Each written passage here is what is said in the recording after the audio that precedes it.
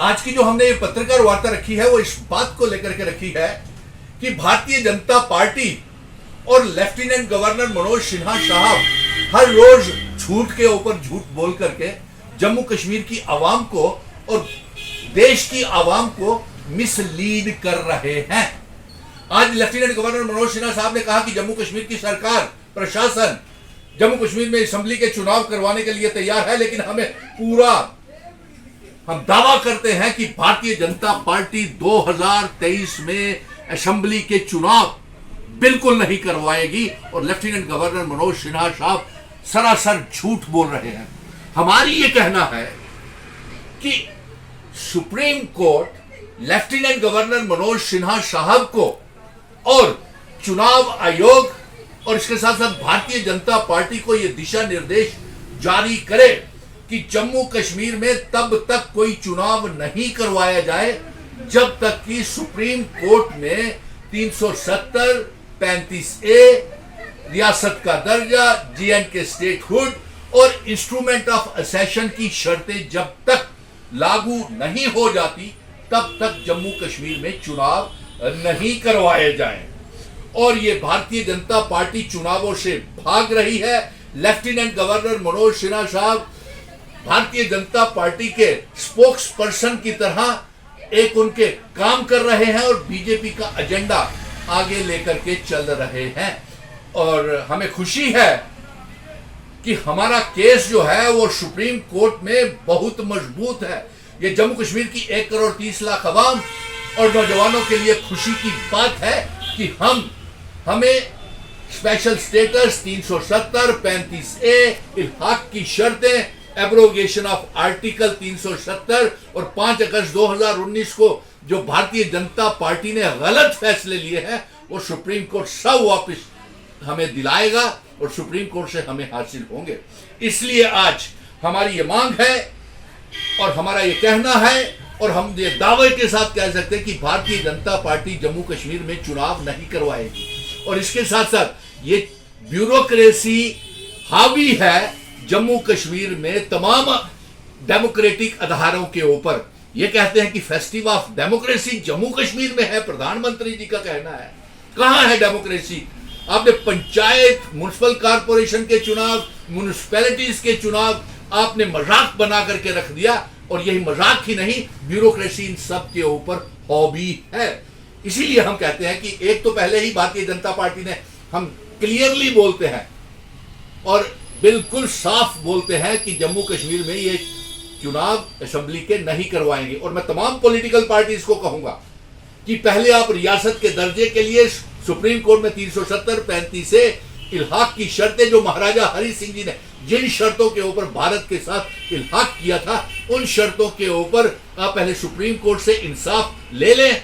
क्योंकि ऐसी असेंबली को आप क्या करेंगे, ऐसी म्युनिसिपैलिटीज को, ऐसी कॉर्पोरेशंस, म्युनिसिपल कॉर्पोरेशंस को, ऐसी अर्बन लोकल बॉडीज को क्या करेंगे जिसके ऊपर IAS और IPS ऑफिसर्स और ब्यूरोक्रेसी हॉबी रहे, आपको इंसाफ ही ना दिला पाए। जहां से कानून बनने हैं जम्मू कश्मीर के लिए वो वहां पे कानून ही ना बन सके। इसलिए हमारी ये मांग है कि सुप्रीम कोर्ट हिदायत जारी करे कि किसी भी किस्म के चुनाव पार्लियामेंट के और जम्मू कश्मीर में असेंबली के चुनाव तब तक न करवाए जाए जब तक जो सरकार, जो हमें रियासत, हमारे बुजुर्ग विरासत हमको दे करके गए थे, जम्मू कश्मीर, लद्दाख, POK, गिलगित बल्टिस्तान को, जम्मू कश्मीर को और भारत का हिस्सा नहीं बना लेते, सुप्रीम कोर्ट ये हिदायत जारी करे कि जम्मू कश्मीर में चुनाव नहीं करवाए जाएं। सुनील डिंगल जी, आप कहते हैं कि LG साहब बीजेपी के नेता हैं। जी बिल्कुल कहा है, इसमें कोई दो राय नहीं। आपने स्वयं नहीं देखा अमित शाह जी की बीजेपी की मेगा रैली हुई जो कि बाद में फ्लॉप शो साबित हुई, और उस फ्लॉप शो में LG मनोज सिन्हा साहब ने खुद वहां पे सरकारी खर्चे के ऊपर हमारे जम्मू कश्मीर के अवाम के ऊपर खून पसीने की टैक्स पेड पैसे का दुरुपयोग करके वो फ्लॉप मेगा रैली साबित हुई। और फिर उसके बाद आपने देखा नहीं कि वहां पे सुप्रीम कोर्ट के जजेस यहां आए, उनके सामने झूठ बोला कि जम्मू कश्मीर में 5 अगस्त 2019 के बाद जमीन आसमान का फर्क है, जबकि यहां पे बेरोजगारी है, भुखमरी है, गरीबी है। और हमारे ऊपर प्रॉपर्टी टैक्स और प्रीपेड मीटर रिचार्जेस हमारे यहाँ पे जम्मू कश्मीर को नीलाम कर दिया। हमारे टैक्स पेड पैसे के ऊपर ये बड़े बड़े इश्तिहार और विज्ञापन प्रधानमंत्री जी के, अमित शाह जी के देते हैं, तो ये लगता नहीं कि आपको ये इसी भारतीय जनता पार्टी का काम कर रहे हैं ये नेतागण। रायका हाईकोर्ट प्रोजेक्ट पे आपका क्या कहना है? हाँ, रायका हाईकोर्ट प्रोजेक्ट, उसके लिए हमने स्पष्ट रूप में हमने ये बोल दिया है कि सारे के सारे पहाड़ पेड़, हमने दिखाई थी वीडियोस आप सारे पत्रकार बंधुओं को, नगरोटा सिदरा से लेकर के नरवाल बाईपास तक सारी के सारे पहाड़ और वो काट दिए गए हैं, पेड़ काट दिए गए हैं। ये हमारे नेचुरल सोर्स हैं रायका के, जो ऑक्सीजन जनरेशन प्लांट है, ये नेचुरल ऑक्सीजन जनरेशन प्लांट है। और मैं चीफ जस्टिस साहब से भी कहूंगा, मैं बार का भी शुक्रगुजार हूं कि उन्होंने हमारी बात को समझते हुए इसका विरोध किया है, और सारे वकील हमारे साथ हैं, हम वकीलों के साथ हैं, बार के साथ हैं। मैं तमाम लोगों को कहूंगा कि एक साथ होकर के जम्मू की आने वाली पीढ़ियों को ऑक्सीजन पोल्यूशन से बचाएं। और चीफ जस्टिस साहब से ये मैं मांग करूंगा, पत्रकार बंधुओं, कि आप चीफ जस्टिस साहब, आपको शायद सही तरीके से टोपोग्राफी रायका हाईकोर्ट प्रोजेक्ट की नहीं दिखाई गई है।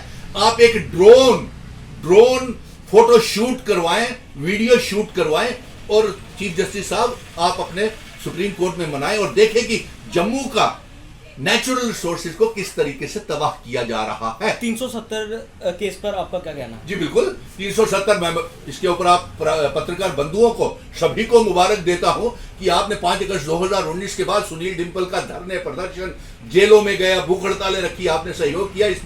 इसमें आपकी भी जीत होने वाली है। 1 करोड़ 30 लाख अवाम के भी मैं शुक्रगुजार हूं और उनको भी मुबारक आपके माध्यम से भेज रहा हूं कि ये 370 35 से स्पेशल स्टेटस, और यहीं तक नहीं, महाराजा हरि सिंह जी की जिन शर्तों के ऊपर हमारा विलय भारत के साथ असेशन हुआ था, वो रियासत भी हमें। और आपको एक मुबारक की बात सुनाओ, मैंने जम्मू कश्मीर लद्दाख यहां तक के पीओ के गिलगित बल्टिस्तान के लोगों को भी भारत का हिस्सा 370 35 से इल्हाक की शर्तों के ऊपर राजी कर लिया है। लेकिन अफसोस की बात यह है कि हमारे कश्मीरी नेता, अभी तक बहुत से ऐसे कश्मीरी नेता हैं जिन्होंने पिटीशन तक फाइल नहीं की हुई है, जिसमें पद्म विभूषण जीते हुए मोदी जी ने उनको दिया हुआ है, और वो कुछ बोल नहीं रहे। कोई कहते थे कि बेहतर से बेहतर वकील करेंगे, महंगे से महंगा वकील करेंगे, उनकी कोई पिटीशन नहीं है। पिटीशनें तो हमारी ही हैं, ऑल पार्टीज वालों की, या नेशनल कॉन्फ्रेंस, अवामी नेशनल कॉन्फ्रेंस, पीडीपी की, हमारी ऑल पार्टीज का जो गठबंधन बना हुआ है, उनकी